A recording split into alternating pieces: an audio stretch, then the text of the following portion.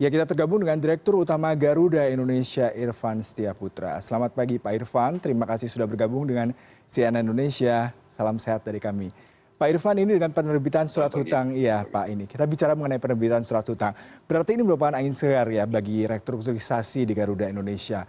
Anda bisa deskripsikan terkait dengan hal ini Pak? Ya, jadi proses kita di PKPU yang kemudian menghasilkan voting atau voting kemarin menghasilkan lebih dari 97% menyetujui. Itu pada dasarnya seperti tadi Anda sampaikan ada 3 kriteria penyelesaian hutang ya. Jadi mereka yang di bawah 255 juta itu akan kita bayarkan langsung nanti setelah selesai dengan dana asal kas perusahaan. Sementara yang di atas 255 juta, saya sedikit koreksi, itu penyelesaiannya adalah dalam bentuk hutang sebesar 825 juta, bentuknya adalah suatu hutang dengan jangka waktu 9 tahun, dan bukan atau ya, dan saham senilai 330 juta dolar. Ya kan? Ini yang nanti akan menjadi bagian dari pemilik Garuda setelah nanti terjadi disahkan di RUPS kita lanjutan. Dan yang terakhir adalah BUMN, teman-teman BUMN maupun perbankan ini kita tunda, kita perpanjang masa pembayaran menjadi 22 tahun. Jadi ada 3 klasifikasi dan ini semua klasifikasi tadi Anda sebutkan adalah bagian dari merestrukturisasi hutang kita yang cukup besar. Sedemikian rupa sehingga muncullah 3 tawaran ini. Dan 3 tawaran ini 97% kreditur menyetujui, jadi kita bisa anggap bahwa ini kita bisa laksanakan ini secara penuh, dan dengan ini secara buku Garuda jauh lebih sehat dan going concern kita itu menjadi posisinya lebih pas ke depannya. Demikian. Ya Pak Irfan, dengan ada 3 klasifikasi tadi, salah satu yang cukup panjang adalah untuk penyelesaian hutang selama 22 tahun terhadap sejumlah kreditor, dan itu terbilang cukup kompleks ya Pak, karena melibatkan lebih dari 500 kreditor. Bisa Anda ceritakan Pak, sekompleks apa ini Pak? Ya, jadi untuk mencapai persetujuan ini prosesnya panjang sekali, kita hampir lebih dari 6 bulan di PKPU itu sendiri ya. Tetapi sebelum PKPU kan kita sebenarnya terus-menerus diskusi dengan mayoritas kreditur. Jadi saya ingin katakan bahwa kompleksitas ini memang sangat mendalam karena tipe daripada kreditur kita juga ragamnya juga bermacam-macam.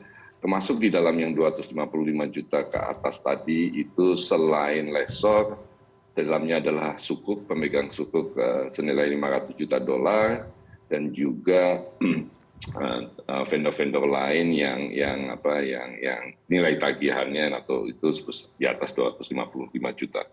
Proses ini pagi, siang, malam, Sabtu, Minggu, justru kemarin pada waktu Hari Raya teman-teman semuanya juga terlibat. Kenapa saya katakan kompleks? Karena detailnya juga banyak, khusus misalnya untuk lessor pesawat. Saya ingin sampaikan negosiasi kita bukan semata-mata mengenai soal hutang kita kepada mereka, tetapi juga kerjasama kita ke depan seperti apa.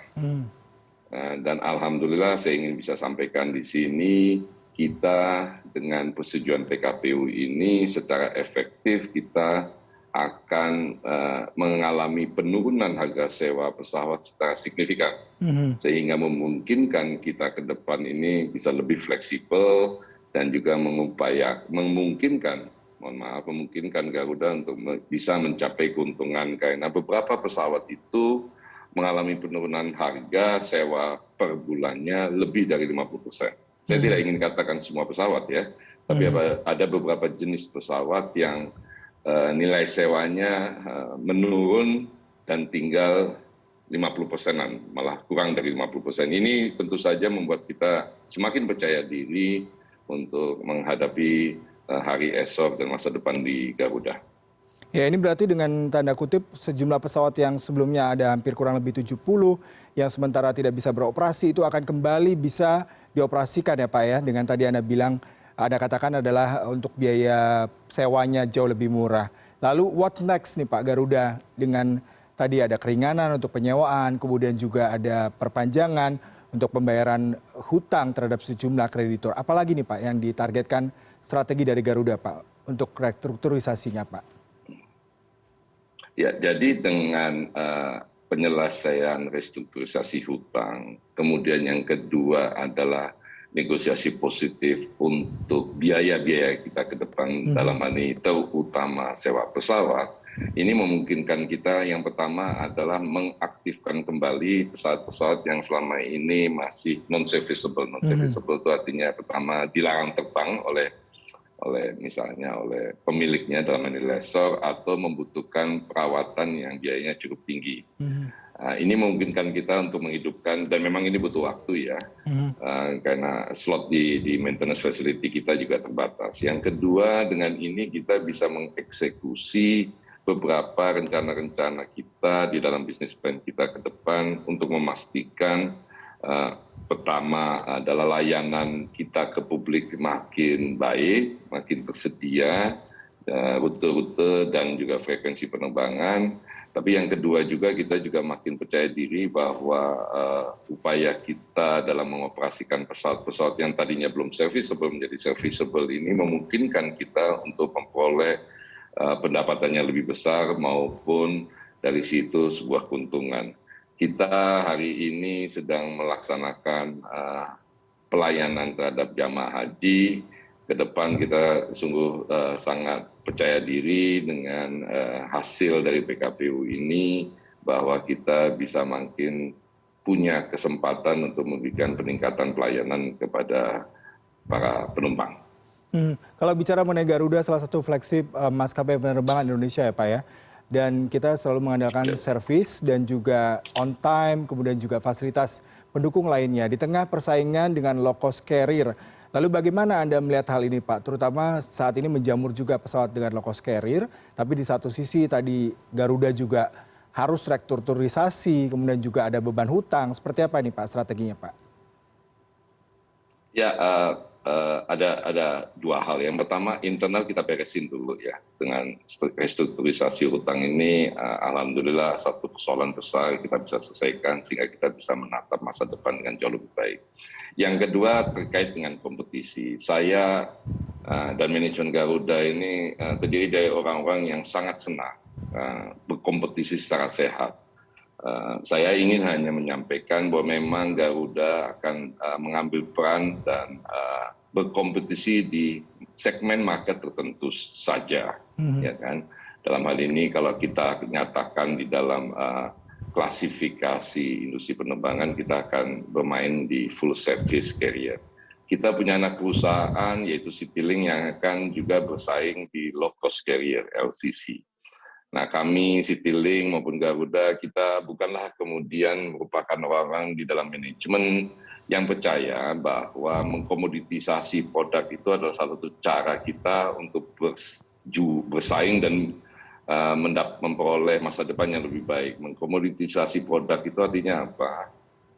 Kita bermain di harga. Kami percaya bahwa upaya-upaya yang kita lakukan dari sisi pelayanan, upaya-upaya khusus yang kita berikan kepada penumpang, experience baru maupun spesial kepada para penumpang maupun surprises yang akan kita berikan kepada penumpang itu bisa mendiferensiasi kita dibandingkan para kompetitor. Tentu saja ini bukanlah sebuah dunia monopolistik di mana kita berharap bisa memiliki market share yang mendekati 100%. Tetapi kami cukup berbangga hati bahwa kemudian kita punya produk yang spesial, kita di mata penumpang, di mata calon customer merupakan sebuah perusahaan yang memang berbeda. Dan kami tidak pernah dan tidak akan ngotot untuk mengambil semua pangsa pasar ya. Jadi ini ada bagiannya masing-masing lah. Tapi kita ingin pastikan bahwa siapapun yang naik Garuda yang katanya mahal ini merasa worth, merasa pantas membayar itu karena diperlakukan secara baik, secara istimewa, dan juga bisa terbang dengan aman dan nyaman. Itu yang kita dahulukan. Pak Irfan, tadi Anda katakan memang secara internal perlu adanya restrukturisasi yang tepat ya, tapi di satu sisi pasti ada efisiensi ya Pak ya. Lalu seperti apa nih Pak? Mungkin bisa Tentu. sedikit memberikan gambaran. Kalau kita bicara mengenai restrukturisasi pasti ada efisiensi, kemudian ada pemangkasan, tapi di satu sisi servis harus ditingkatkan, kualitas juga harus tetap baik. Seperti apa tetap menjaga itu Pak? Ya. Ya, jadi kalau dari sisi efisiensi, orang kan selalu kemudian mencoba mengarahkan bagaimana upaya-upaya terhadap sumber daya manusia. Ya, ini selalulah yang selalu di ujungnya orang akan selalu pengen tahu ini kemana gitu kan. Asal diketahui aja Garuda ini dari mulai pandemi ini bukanlah perusahaan yang membiarkan diri terlena dan kita sudah melakukan banyak sekali upaya-upaya kita terhadap efisiensi baik itu dari sisi operasi maupun dari segi SDM. Kalau dari segi operasi ceritanya mungkin bisa sangat panjang, tapi dari SDM kita sudah bisa mengurangi karyawan kita, SDM kita sebesar 30% tanpa adanya konflik apapun di dalam tubuh perusahaan. Karena kita akan selalu mengedepankan hak-hak para karyawan untuk ketika dia berada di dalam perusahaan ataupun ketika dia tidak lagi berada dalam perusahaan. Jadi kita menawarkan pensiun dini dan ini sudah diambil oleh berapa ribu karyawan. Kita masih sedang memproses itu. Kita juga menawarkan cuti di luar tanggungan secara jangka panjang yang lebih panjang daripada normalnya dan yang lain-lainnya. Gitu. Tentu saja tak bisa dinafikan secara kenyataan. Selama beberapa bulan terakhir ini, kalau mau dikatakan hampir setahun ini, kita juga melakukan pemotongan gaji maupun perumahan secara bergantian ke kelompok karyawan tertentu. Ini untuk memastikan bahwa SDM yang kita miliki ini makin mendekati kebutuhan yang kita hadapi hari ini, yang tentu saja jauh berkurang dibandingkan dengan masa-masa sebelum pandemi. Tetapi kembali lagi saya ingin tegaskan bahwa hak-hak karyawan itu tetap menjadi nomor satu, tetap menjadi perhatian kita, dan kita mencari solusi bersama dengan para karyawan mengenai terkait dengan SDM dan biaya-biaya yang terkait dengan itu. Saya secara kontinus selalu bertemu dengan perwakilan karyawan, baik itu dalam bentuk serikat, asosiasi, maupun bukan untuk mendapatkan masukan dan cari cara sebaik-baiknya. Saya juga bersyukur bahwa mayoritas karyawan Garuda itu menyadari juga ini adalah bagian dari cara mereka berkontribusi. Pemotongan gaji ini bukan cuma hanya dilakukan terhadap karyawan, tetapi juga terhadap direksi dan komisaris dalam jumlah atau persentase yang paling besar. Jadi ini kita adalah satu bagian bersama. Sementara secara operasional kita terus-menerus mencari cara untuk melakukan efisiensi di semua lini, baik itu yang terkait langsung dengan penerbangan maupun yang tidak. Jadi ini sebuah proses yang berketerusan dan setelah PKPU ini kami berencana mengundang beberapa pihak untuk membantu Garuda melakukan efisiensi secara lebih struktural, efisiensi baik itu dari sisi operasional, dari segi SDM maupun dari cara kita go to the market-nya. Terima kasih. Ya, Pak Irfan, terakhir kita bicara mengenai rencana pemerintah ya. Pemerintah kan menjanjikan untuk penyertaan modal atau PMN. Apakah sudah ada perkembangan terkait hal ini karena memang dana yang dijanjikan cukup besar, sekitar 7,5 triliun rupiah? Ya, jadi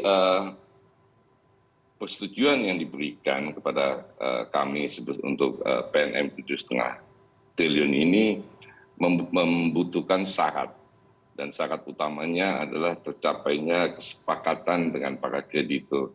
Jadi walaupun kemarin mestinya diputuskan diketok palu namun ditunda seminggu lagi oleh hakim PKPU, kami percaya bahwa ini adalah dasar utama kita untuk maju ke depan. Kami akan dan telah berkomunikasi dengan Kementerian BUMN maupun Kementerian Keuangan tentang upaya-upaya mempercepat pencairan ini. Sementara ini kesepakatan kita bersama dan secara governance, penanaman modal ini harus dilakukan lewat RUPS. Jadi RUPS Garuda yang insya Allah akan kita lakukan dalam waktu yang tidak lama lagi. Nah, terkait dengan itu bersamaan tentu saja sudah disampaikan akan ada pemilik saham baru senilai 330 juta dolar yang merupakan isinya adalah para kreditur secara pro rata.